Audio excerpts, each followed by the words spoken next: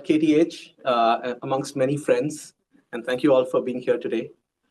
So I'm really excited to give this talk about a topic that my group and I have been working on for more than a decade, and that is to bring greater trust and assurance to AI-based systems, particularly in the context of autonomous and semi-autonomous systems.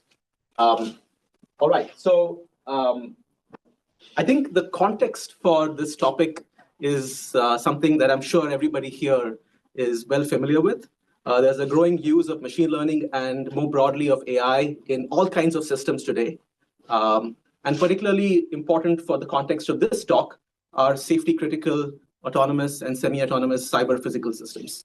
Things like autonomous vehicles, self-driving cars, drones, and other kinds of robotics that we already see deployed around us. And as many of us know, these are already here today, and the use of AI in these kinds of systems is only projected to grow over time. But this has been the case for a while. It's always been there on the horizon and around us. And why hasn't it actually taken over the world by now?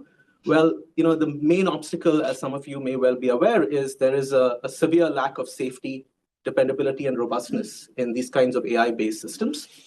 So those of us who were following the news 10 years ago will remember there were news articles like this saying that self-driving cars will be on the roads, commonplace by 2020. Well, 2020 came and went. It didn't really live up to its hype. A pessimism set in, a realism set in, that in fact this technology is probably years, if not decades away.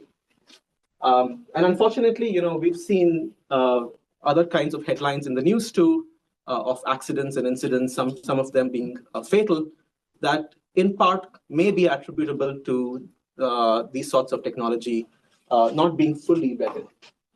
And this sort of thing is sort of, we've seen a steady drumbeat of this news. And of course, it's not to say that it doesn't work in many cases. Of course, those of you who have been to San Francisco and other places in the US might have even taken a ride in these driverless taxi services. So, it works some of the time, but the key point is for safety critical systems, some of the time is not good enough, right? We want it to be working safe all the time. All right. Also, I don't want to minimize the complexity of getting these kinds of things right. It's a very complex systems with really integrations of many different components, software, hardware, sensors, actuators, operating in complex environments involving people and other agents. And so it's really hard to get these systems correct. And so I think for us as scientists and engineers, the question for us is, given the potential of this technology to increase access to people who are not as mobile as they should be, and to also increase safety in many cases, I think it behooves us to figure out a way that we can make this technology more safe, right? And so that's really been the question that's animated my group for a long time. And for inspiration, we look to other kinds of complex systems whose design has been making more systematic, less ad hoc, and in fact, safety and correctness has been infused into the design pipeline, right? And a really good example of that is the design of complex integrated circuits, microprocessors, where today, after about 30 to 40 years of development of theory and tools, we have an electronic design automation flow that you can see here on the slide that goes from a high-level description in a programming language like Verilog or Chisel, all the way down to a silicon fabrication of a chip, right? And this is a design flow that's enabled by a variety of tools here, and they cover a range of topics and tasks across the design flow of these kinds of systems, from modeling and high-level design to requirement specification, verification, validation, testing, synthesis, mapping, and so on, right? So the question here for us is, for this class of systems of AI-based autonomy, which I'll call Autonomous Intelligent Cyber-Physical Systems, or AICPS, what are the analogs of these different tasks and these different tools, right? And can we start to build that kind of a design flow, okay, where we can systematize the design process and make sure that correctness and verification and validation is something that is done routinely across all the levels of the design flow. Okay, so really the particular question that my group has been focused on is, can we address the design and verification challenges of AI machine learning based autonomy through the tools of formal methods? Okay, so formal methods, as Martin said, is one of the core areas of expertise for me. It's a collection of techniques. It's an area within computer science and engineering that's concerned with mathematical specification, algorithmic verification, and algorithmic synthesis of systems, right? And so we want to see what can that area bring to this topic. All right. So back in 2016, I, along with my then student Dorsa Sadiq and colleague Shankar Shastri, we spent some time trying to think about what is it about AI-based systems that is unique from the perspective of formal methods. How should formal methods change so that we can apply them to these systems? And so the results were something that we published in this paper back in July 2016. A revised version appeared in the Communications of ACM a couple of years ago. I wanted to share that with you because I think that is at least our perspective on what needs to be done to apply formal methods to this domain. Okay, and so what I have here on the slide is the standard picture of formal verification, where on the left, you start with 3 inputs. You start with the system under verification S, a model of the environment in which that operates E, and then the requirements that the system must satisfy, which is phi. And then the question in verification is, when I execute S in the context of E, when I compose S and E together, does that satisfy phi? Okay, and that's what this S double bar E means. And verification is typically a Boolean question. So either the answer is yes, it does satisfy it, and in some cases you can provide a proof, or the answer is no, it doesn't satisfy it, and you'd like to see how things can go wrong. Those are called counterexamples. Okay? So let's see what happens in the context of AI-based autonomy for the standard picture of verification. So the first challenge, and I think this is the most important one, and the one that I will spend most of my talk today on, is the challenge of modeling the environment. Right? So unlike conventional hardware and software, the environment of AI-based autonomous systems is enormously complex. First of all, it's what is called as an open world, right? You don't even know what's in the system around the autonomous vehicle, for example, right? You don't know who else is in the system and what, you don't even know how many of these agents are there.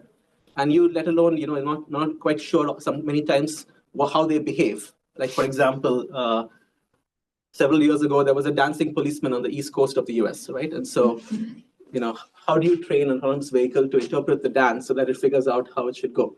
So this is the complexity that we have in AI-based systems, which is that unlike conventional hardware and software, where you have a in comparison, very clean interface to the environment, and you can do some conservative modeling, it's much harder to do that in these systems. The other axis of complexity is on the system itself, right? So when I started doing this research, we were dealing with deep learning in the context of primarily computer vision, convolutional neural networks. And the sizes of these things were of the orders of a few millions to 100 million parameters in the neural networks, right? Today, we are looking at large language models being used in these applications, which have hundreds of billions, if not a couple of trillion parameters. So the complexity of the neural models used here has really grown over time, and it's showing no sign of stopping, right? So that's another axis of complexity. The third challenge comes from the specification itself. Most of the success stories for neural networks and these neural AI components is in perceptual tasks, like computer vision or natural language processing. And those tasks themselves don't really have a formal specification. Like, for example, if you would look at this image, would you say this is an image of a car? And if your autonomous vehicle's object detector had to make a judgment on this, what would it say? What's the right answer in such cases? Okay, so the issue here is that, and at least I believe, you really can't formally specify these kinds of tasks. But if you want to do formal verification, you do need a mathematical specification, right? And so just to summarize, the first issue is we can't even easily come up with the inputs to the box, right? And most formal verification in conventional hardware and software, this is relatively straightforward. What's hard is what comes after that, okay? But here, for AI-based systems, even coming up with the inputs is really challenging, okay?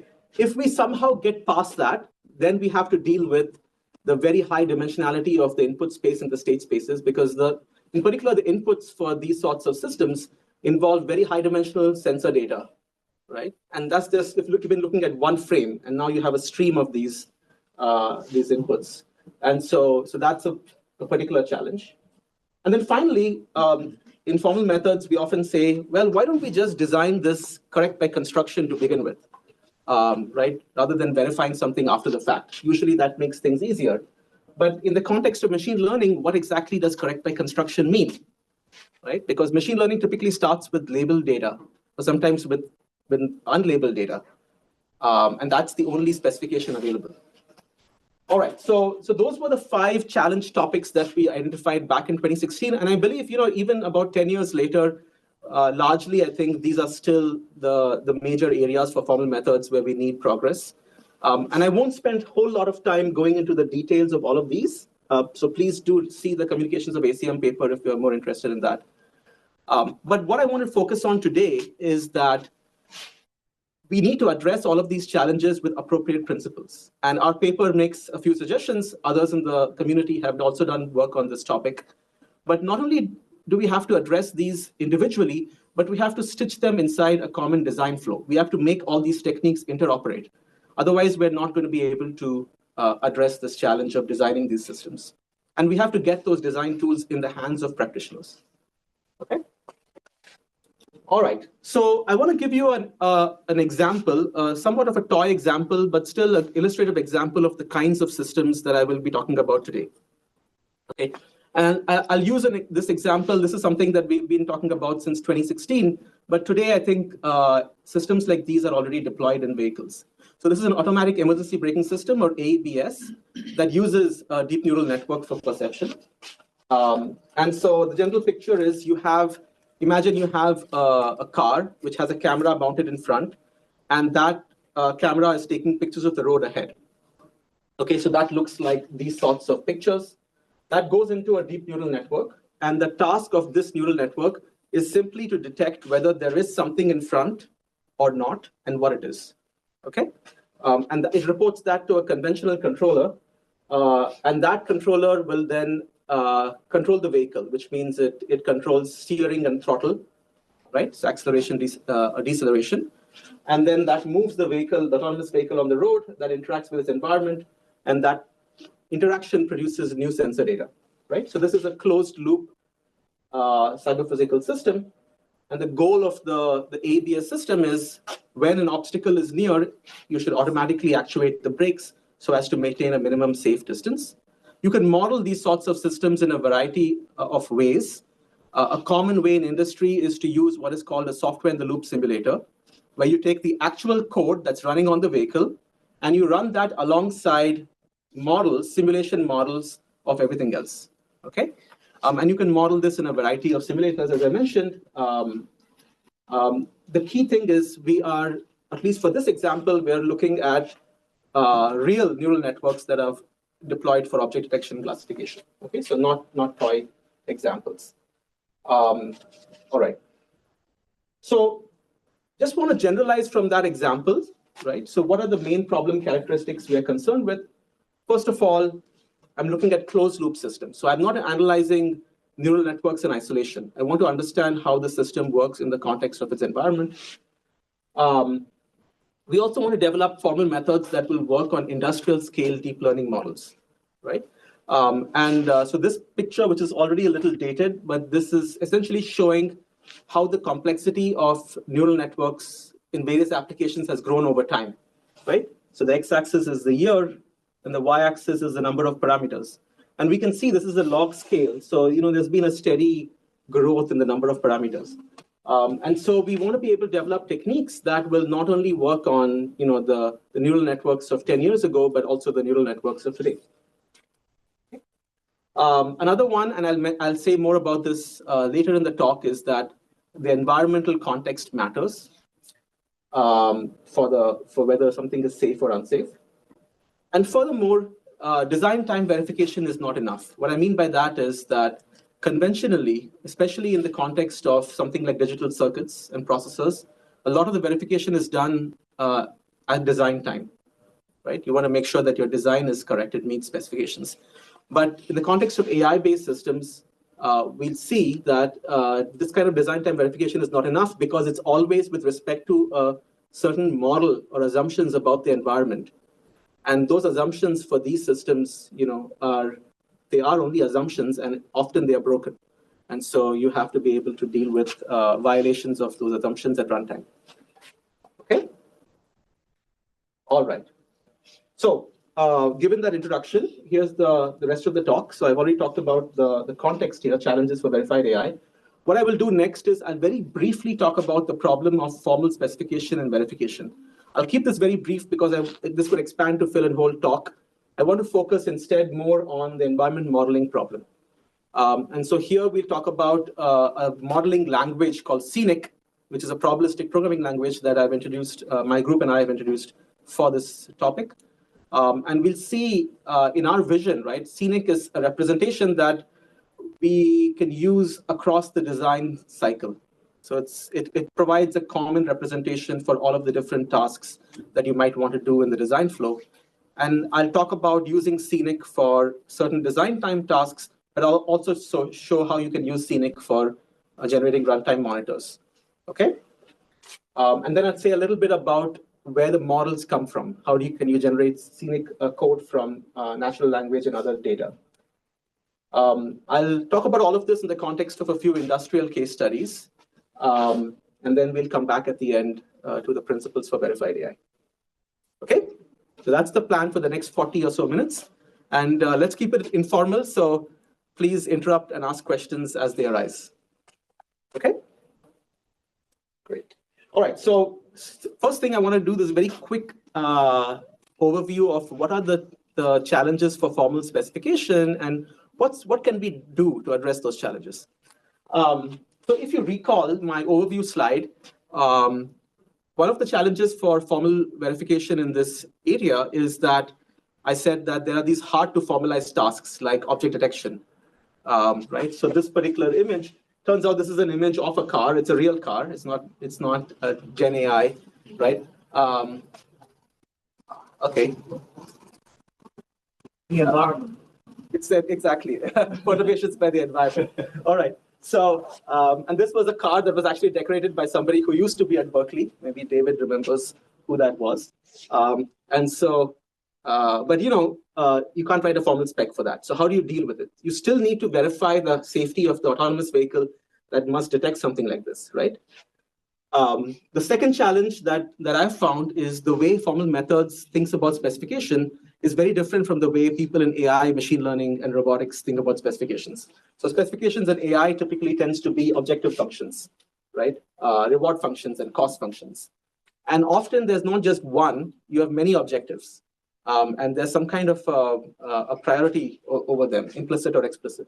Whereas in formal methods, we think about specifications as Boolean specifications, properties that are either satisfied or not. So somehow we have to bridge those two, okay?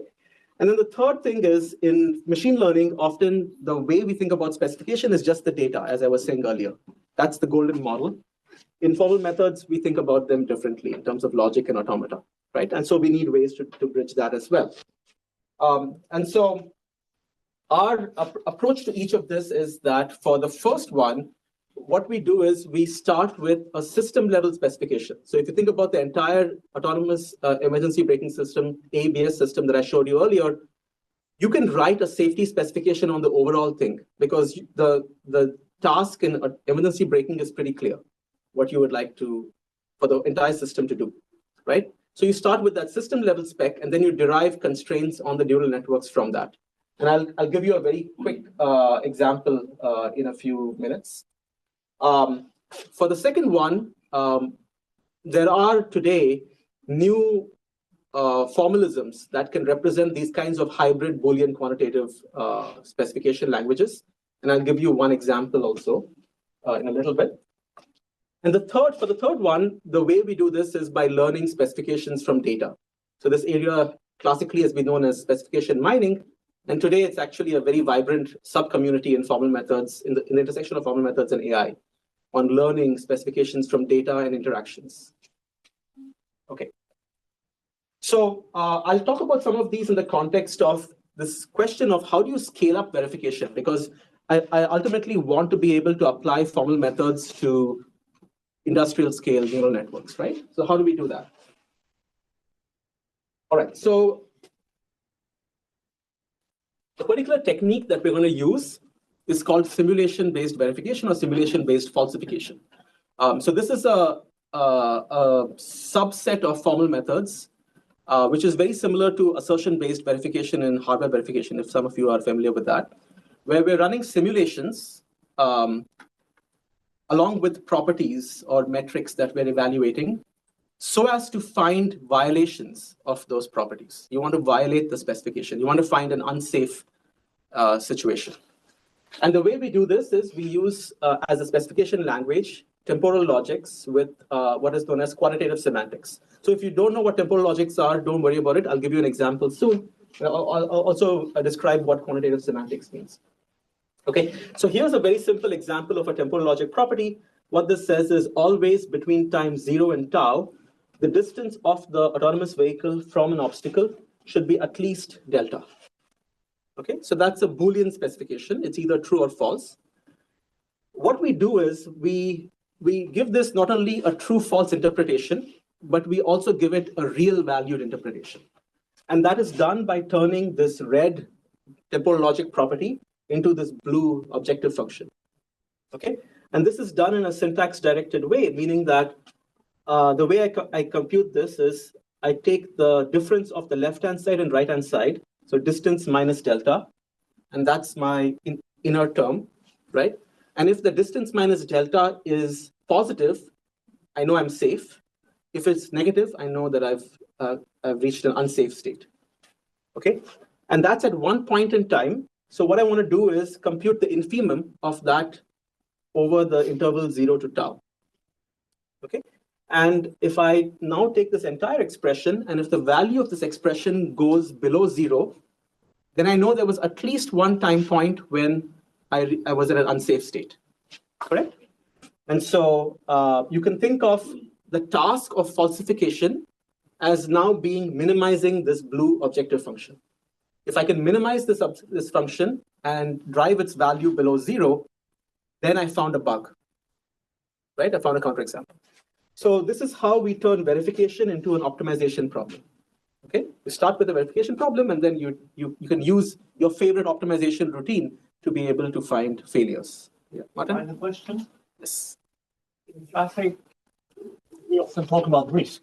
Yes. And so it's very hard to guarantee that. It's more a probabilistic aspect, right? But maybe you'll come to that. That's right. Good. I'm getting there. So, so Martin's question was for the Zoom audience. It was that we often talk about in these applications a notion of risk rather than a Boolean notion of safe versus unsafe, right? And so, so where does that come from? The short answer is that probabilities mostly come from the environment. And so when I talk about environment modeling, I'll touch upon exactly that. But for now, I'm just going to focus on the Boolean, on the non-probabilistic specifications. Okay.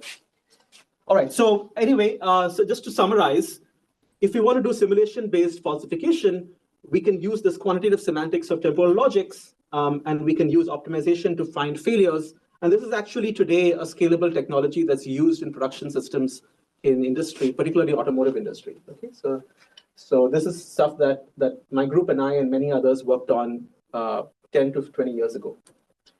But what we found was back in 2016, 2017, when we wanted to apply this to these kinds of AI CPS, we found that it wasn't so straightforward. And the challenge was that the input space is very high dimensional.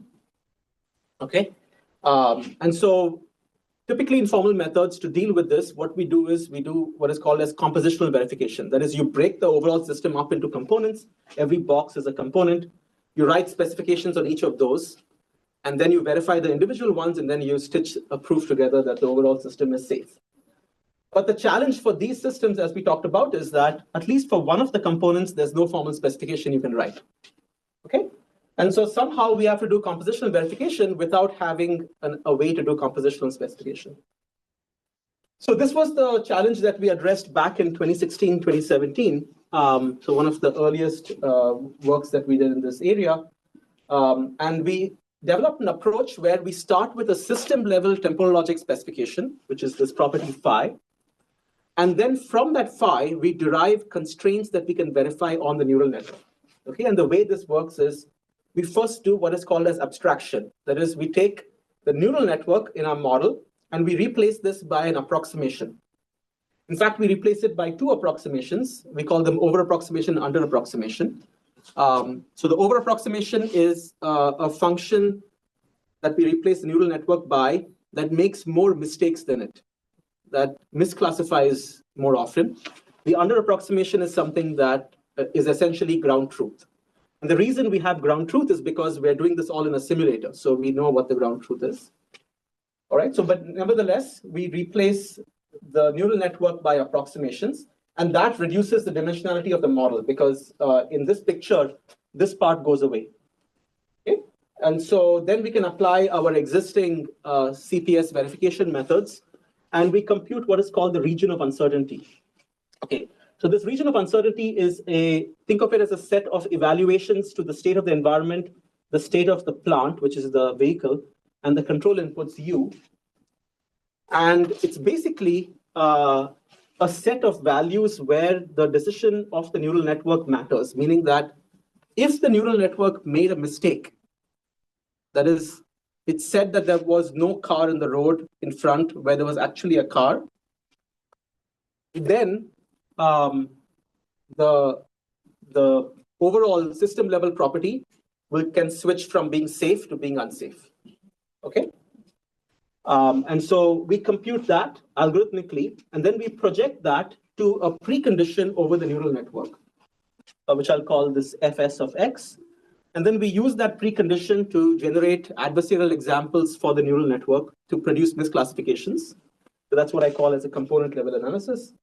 And then we combine that along with input from the falsifier to be able to generate counterexamples for the entire system. And if we succeed in doing that, then we are done. But if we don't succeed, then we do what is called refinement, which is a fairly standard approach in formal methods, where we will then make these approximations more precise. Okay, so in the interest of time, I'm not going to go into the details of that work. They're all in the 2017 paper, in the follow-up journal paper. But this is our overall approach. And the key point is really that we start with a system level spec, and then we produce these preconditions over the neural network. So the neural network doesn't have specifications to begin with, but we generate some specifications along the way. Okay, and here's some very early results that we had. So this was for that AEBS system I showed you. What we were trying to do is generate these kinds of images or sequences of frames. And then we checked whether the system was safe or unsafe, and whether the neural network classified the image correctly or not.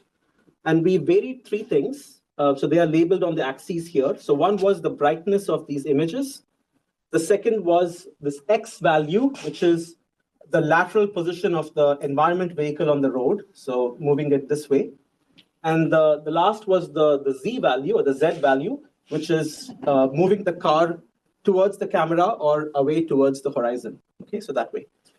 And what you can see is, as the brightness increases, as the car moves away towards the horizon, you see there are more misclassifications. And that kind of makes intuitive sense, right? Because if you increase the brightness a lot and you move the car away, then the environment car over here is less visible. You can't see it, right? And the detector doesn't classify it correctly. It also turns out that these kinds of images, most of these don't lead to system level failures. But if you squint, you'll see that there is this one red cross here, So all the green circles are correct classifications by neural network. This is one misclassification we found automatically. And this turns out to be this image. Okay, so here we drive on the right side of the road. This car is driving slightly on the wrong side of the road. And it's close enough to the ego vehicle that in simulation, if the neural network says there is no car, but there is really one, the autonomous vehicle will end up colliding with it. Okay? So this is the sort of analysis that we could do even back in 2017. We could take, this was using state-of-the-art neural networks at the time, which had like about 100 million parameter in the model. And we were able to generate these sorts of counterexamples algorithmically in a fairly quick amount of time. Okay. This also showed us something. So there's actually been lots of work on what is called as adversarial machine learning. But adversarial machine learning is basically about finding these red crosses. And what we found is the vast majority of those red crosses do not lead to system-level property violations. That is to say, if you just look at the neural network in isolation, you'll find lots of problems with it, but many of those problems don't matter in practice, right? Because it's just one component in a larger system.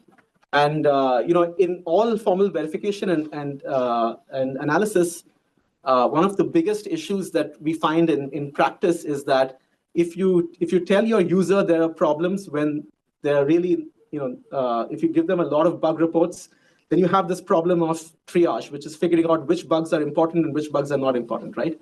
And a lot of these adversarial examples tend not to be that important. Okay, so to recap this section, we're looking at closed loop systems. And to deal with that, we start with a system level spec. To scale up verification, we must do composition analysis, but it has to be done carefully because you don't have specifications for all the components. Context matters, so not all adversarial examples really matter. For example, it depends on the environment. All right, so all of that is good, but at the end of this initial work, we had two big questions. One is, how do we figure out what's important about the environment, right? So for instance, here I modeled this variation in the lateral position and in the position towards the horizon and away from the horizon and the brightness of the image, right? But what else can change of the environment, and how do you model that in an efficient way? And secondly, if that's your environment model, what happens when the real world behaves differently from the environment model? Okay, so these are the two things that we'll talk about in the next 15 minutes. All right, any questions before I move on? It's going to be too unrelated, very unrelated to this part? Or? No, it's a continuation. Yes, absolutely. Yeah. Yes. Alas. Okay, good. So we talk about environment modeling now. Yes, that was the question. So in that network model, what was the over approximation or under approximation? What is the over approximation? Yeah. So the over approximation, in that case, it was actually very simple to begin with. The over approximation is we replace the neural network at the beginning with a function that always gives the opposite answer of the ground truth. So if there is, because if we're running in the simulator, we know if there is a car in front of the camera, and if there is a car in front, the function approximation says there's no car, and vice versa, right? And the under approximation is the ground truth itself. Then as you go run the refinement, of course, they will change. Okay, good. So for environment modeling, there's three principles, and I'll explain what those are in the next slide. So what environment modeling is all about is about writing down one's assumptions in a formal mathematical way. And if you look at these kinds of AI-based autonomous systems, I like to think about the level of uncertainty in the environment at three levels. I call it parameter uncertainty, behavior uncertainty, and agent uncertainty. Okay, so parameter uncertainty is when you know what agents and objects are there in the environment. You even have models of how they behave.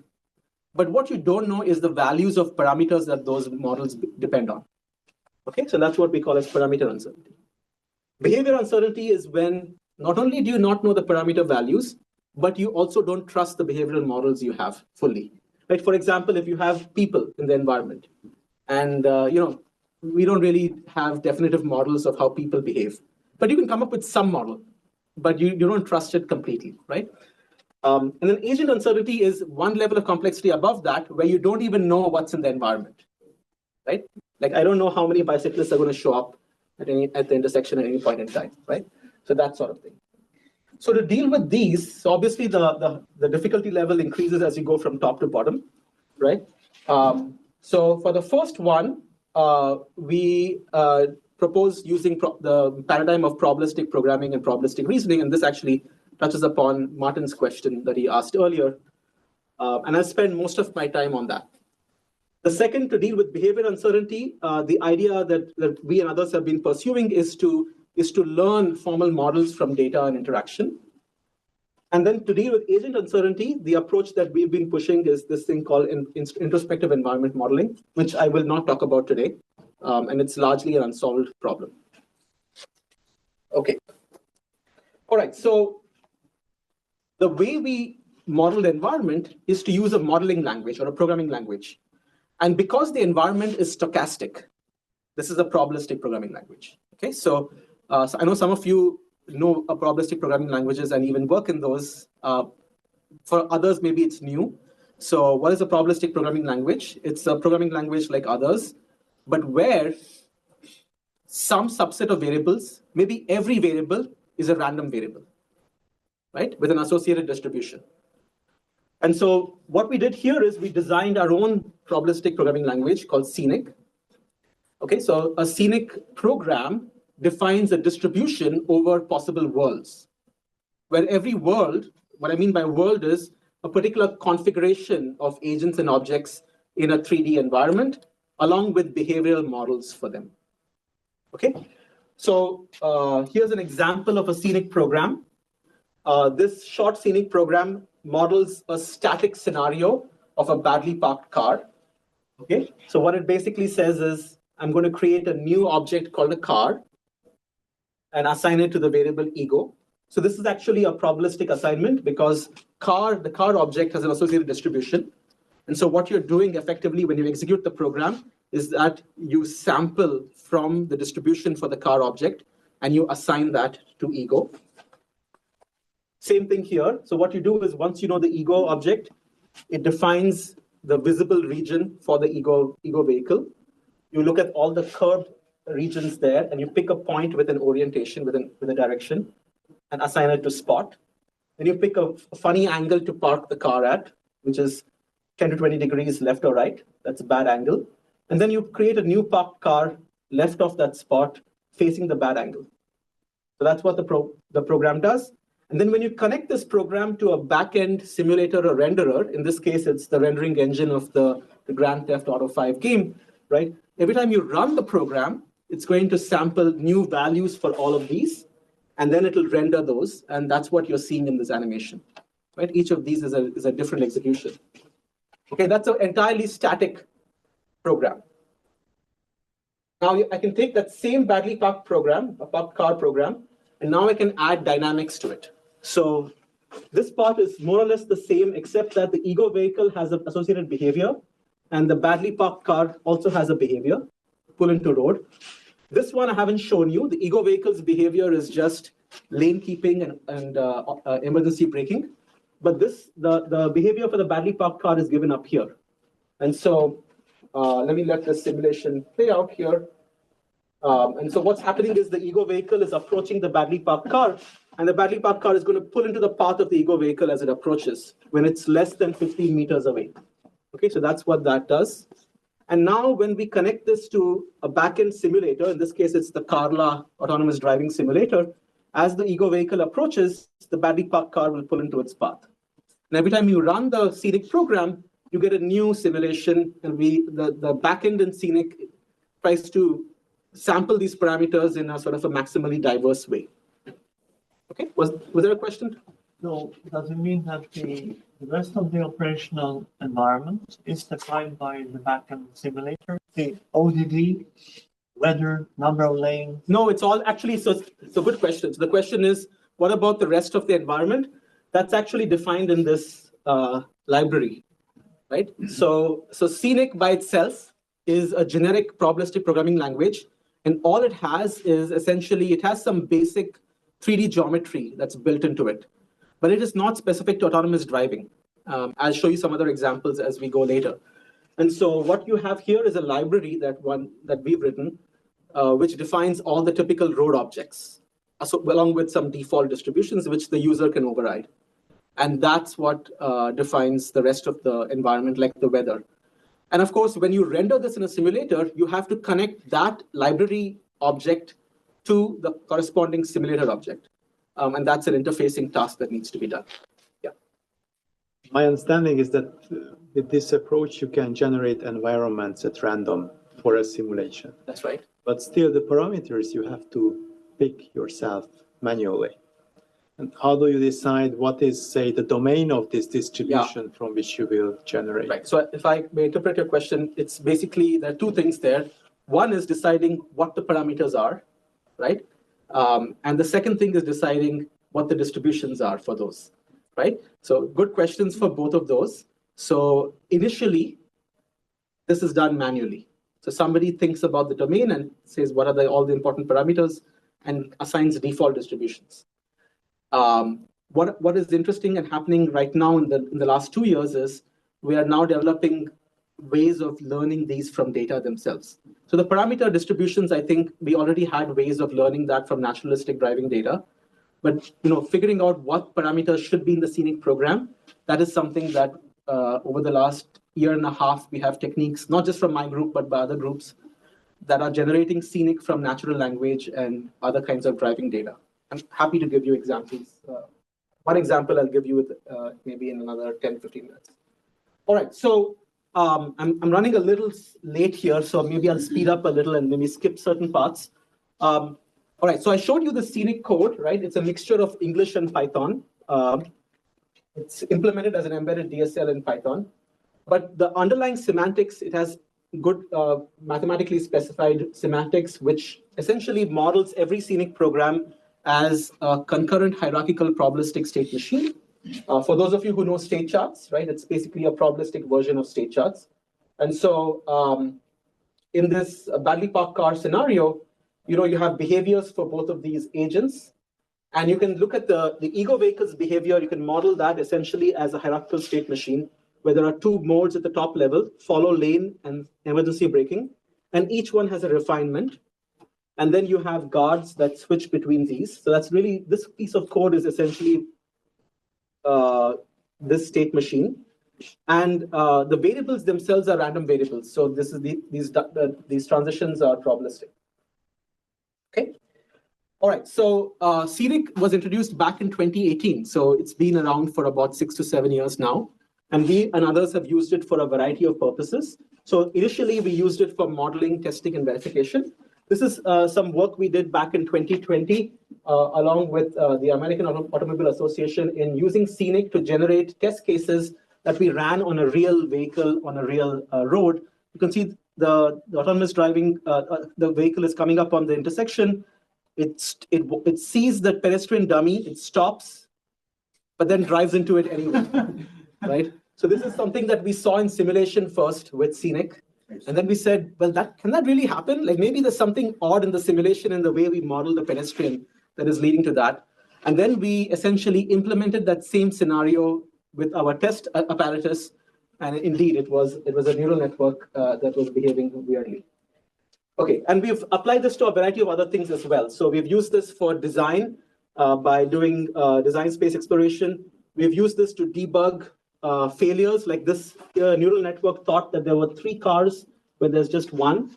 And so we use Scenic to figure out what the problem was there. And we can also use Scenic to generate synthetic data, which is a very popular technique, not just in autonomous vehicles, but in robotics these days.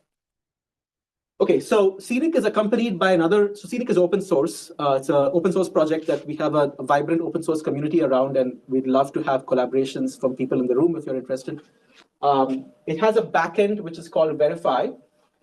And this has a variety of algorithms implemented for verification, debugging, and synthesis. And again, this is also an open source project, and we have lots of contributions from people all around the world. One of the things about VerifAI I should mention is that we allow specifications to be multimodal, meaning that they're not just logic, not just temporal logic. They can also be objective functions of various kinds, and they can also be like general purpose monitors that people write for monitoring properties. Okay, see, one of the things with Scenic is that you can build complex scenarios from simple ones. So you can do parallel composition, sequential composition, and I won't go to the details here, but this really helps us with, for example, if you want to verify whether an autonomous vehicle remains safe while driving around a map, a region of the city, you can break up that map into subsections, which is like driving on a straight segment of the road, turning left, turning right, going straight. So all of those are sub-scenarios. And then the driving around the map is just a composition of these. And then what you can do with that composition is that you can take simulation-based verification, which is falsification talked about earlier, and you can scale that up by exploiting the structure of the Scenic program. So this is work we did back in 2023, where we basically modeled a more complex scenario in Scenic, and then we showed that you can get a linear speed up in simulation by essentially running Scenic on each of the individual sub-scenarios and then stitching the results together. Okay. Sorry, I'm rushing a little bit here, but I want to give you the high-level point here. So, and this is also nice because you get all the theoretical guarantees of doing monolithic simulation. So you don't lose any behaviors. You preserve all the behaviors. So if there is an unsafe execution in the monolithic model, you will find it in the compositional analysis. And there is this approach that is called statistical model checking, which is quite popular in the formal methods community for probabilistic verification, for being able to have to compute risk, as Martin was saying earlier, right? And for statistical model checking, we basically have the identical guarantees of using the compositional procedure and using a monolithic full system simulation. Okay, all right. So very briefly, I want to talk about runtime assurance, and then I want to walk you through an entire industrial case study that we did. So what is runtime assurance about? So the idea of runtime assurance is that at design time, I can model my expected environment in Scenic, and I can run verification, I can give a probabilistic safety guarantee. But all of that is with respect to the Scenic model. And it's with respect to the distributional assumptions that are in that model, right? So what happens when I'm driving in the real world and suddenly, my model didn't mention a truck, but suddenly a truck appears, right? What do I do there? So the idea of runtime assurance, and the classic approach is quite simple, which is that you design different levels of the system for different types of assumptions, right? So a common architecture in the fault-tolerant and dependability community is the simplex architecture, where if you're looking at control, the idea is I have an advanced controller, think of a neural network controller, and then I have a safe backup.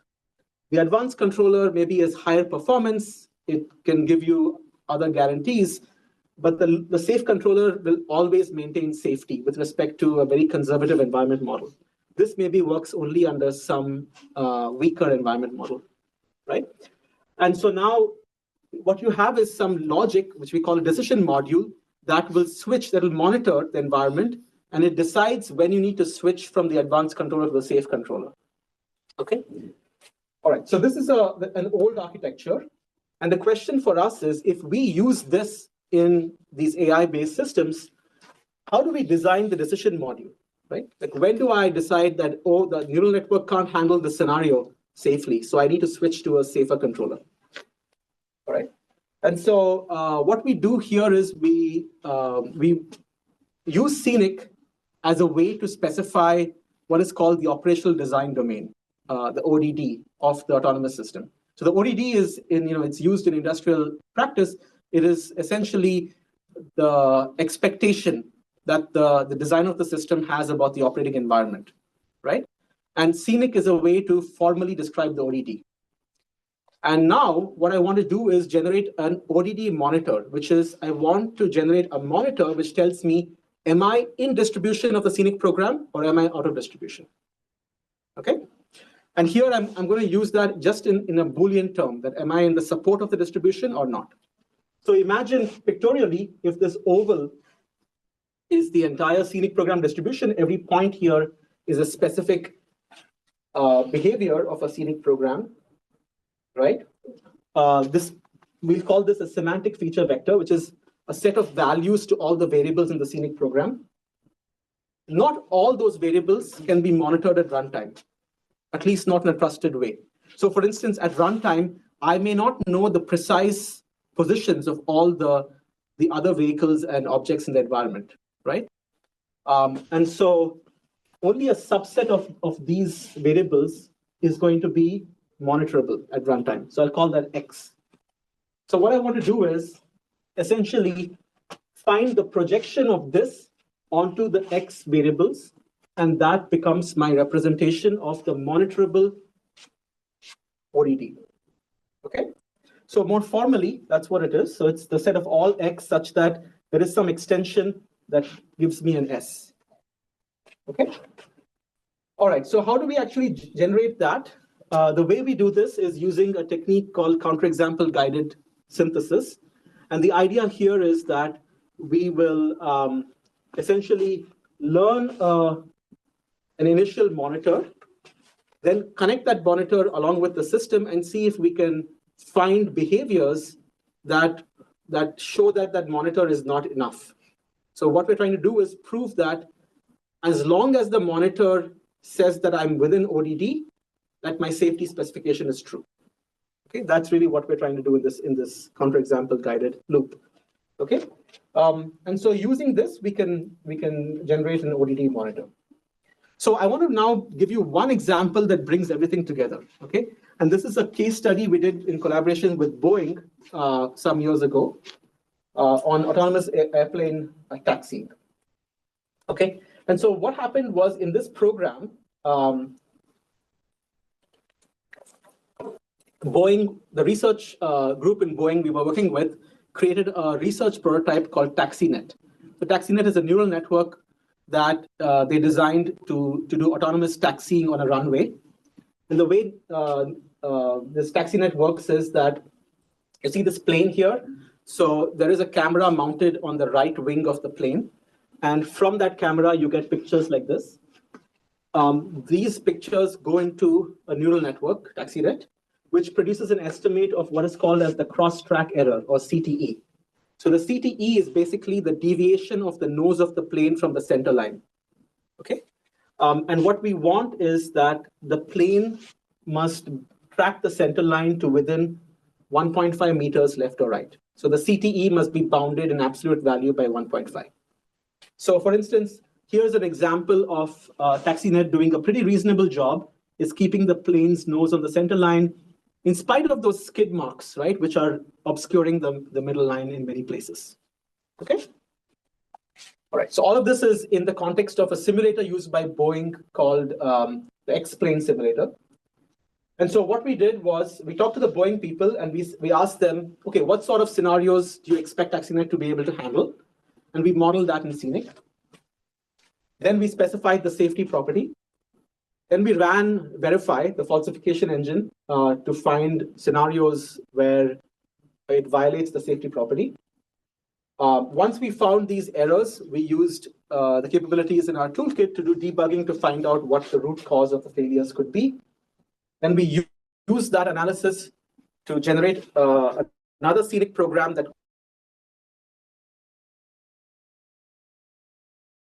we can use and to be able to monitor situations when it's moving out of distribution. Okay, and so here's that's the overall flow. Let me show you how the individual parts work. Okay, so here's the Scenic program. This was actually a very simple test case from the perspective of Scenic because it only exercised a small fraction of the syntax. But basically what they told us was the things that can vary are time of day, which is between 6 a.m. and 6 p.m., whether there are clouds in the sky, what kinds of clouds there are, whether there's rain, how much rain there is. So this is something we'll get from a weather report. And then also the position and orientation of the plane on the runway, the initial position orientation. All right, so all of that is in the Scenic program with associated distributions. Then step 2 is doing falsification. So for this, we write the property, which is that after a particular transient phase, so this is the diamond operator on temporal logic, which says at some point between time 0 and time 10, the cross-track error falls below 1.5, and it stays there henceforth, which is what the box operator tells you. Okay, and so we turn that into a cost function, like I was telling you earlier. We then run our falsification engine to minimize that cost function. And what we found was out of about 4,000 simulations that were automatically generated from Scenic, nearly half of them, 45% of them, were unsafe. And 9% were unsafe in a really bad way. So here's an example. This is early morning, light rain, and you see TaxiNet has lost the center line and it's just driving the plane off the runway. Okay, and there were lots of these. All right, so obviously the question is what went wrong, right? Because they had obviously trained this on a decent subset of data. And so we did analysis on this, and we found that the biggest correlation was with time of day. So here you see x-axis is time of day from 6 a.m. to 6 p.m. Y-axis is the value of the cost function. So if it's below 0, it means unsafe. If it's above 0, it means it's safe. And so you see that the TaxiNet is unsafe in the early morning hours, then it's safe for a while, then it's unsafe again in early afternoon, and then in late evening. Okay? And so now to understand what's going on here, you can actually use Scenic to generate data at these time points. And what we found is early morning was similar to that video I showed you, which is the light tends to be not so good. But the afternoon puzzled us until we looked at the data. And the data shows that when there are no clouds in the sky, there is a shadowing effect of the plane's wings on the runway, which you see here. And that throws the neural network off. And so we went back to the Boeing people and said, did you people like train around 12 o'clock in good conditions and so forth? And in fact, the answer was yes. And obviously they had done that because this was a challenge problem from their perspective. So they wanted to see if teams would be able to find this automatically, right? So this was a nice case study for us because it shows us that formal methods can be used to find biases in training data, right? And then you can use it also to fix those biases. And so this is how we do it. We do what is called counterexample guided retraining. So we find these counterexamples, and then we generate a new Scenic program whose distribution is shifted to correlate closely with the failures. And so after the retraining, here's what we see. So for the exact same environment, here's the original TaxiNet, which is driving off the runway. And here's the new TaxiNet, which is doing a decent job. Okay. And then more quantitatively, this is before retraining. This is after retraining. You see that the TaxiNet is a lot safer. It's not, again, 100% safe because we're only doing falsification. We're not doing full verification. So we don't have a guarantee in this particular case study on that, but we could, of course, give a probabilistic guarantee on safety. All right, so all of that is good, but that's with respect to the Scenic model, right? So what happens if we go outside the Scenic model? So for that, we were able to generate an ODD monitor. And then this video will show you how that works. So, so here, if you look at the top right, this is going to tell you whether it's in distribution or not. So it says trusted environment. So the initial setup matches the distribution of Scenic program. And as the plane goes down the runway, if you watch that box up there, that's going to be telling us whether it thinks whether it's going to be in distribution or out of distribution. So it's doing it with a little bit of a look ahead. And so as it approaches this area, if you look here on the right,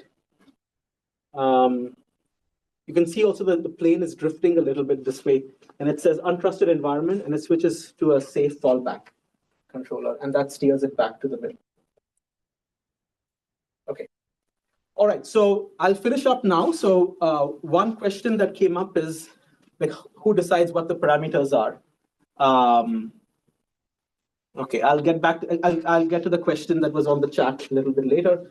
So where do the parameters come from? Where does the Scenic program come from? And so in particular, with all the progress using large language models for code generation, the question is, can we generate scenic programs using LLMs, right? The challenge here, the technical challenge is that Scenic is, even though it looks like Python, it is not Python, right? So it's a language that is a very, very, custom language, which has a very small representation, if at all, anything in the training data of these LLMs, right? And so, so what we did there was we used an approach to be able to combine large language model-based generation with feedback from compilers and simulators and so forth.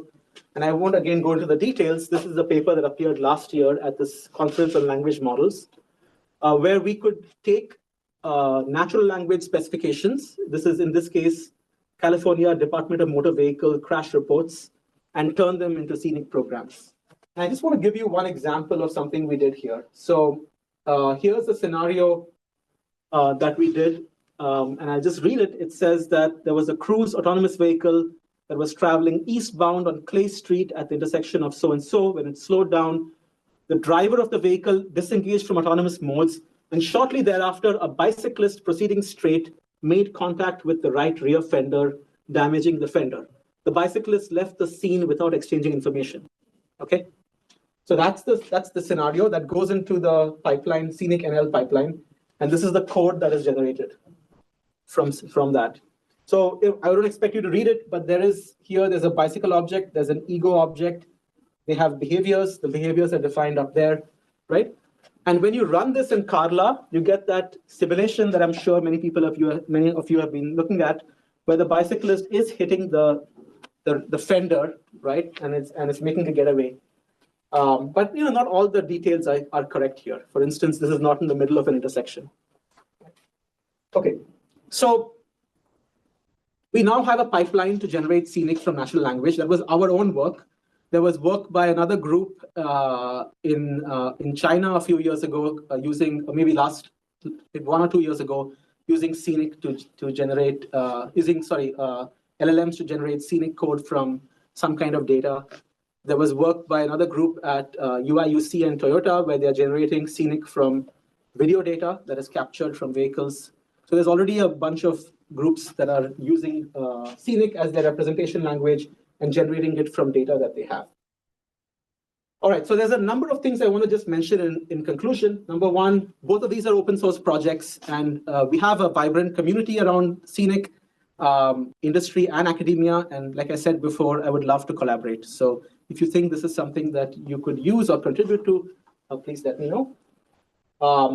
There's a number of technical directions as well. One of these is that you have to extend verification to verify multi-objective specifications, which is a new area on formal methods.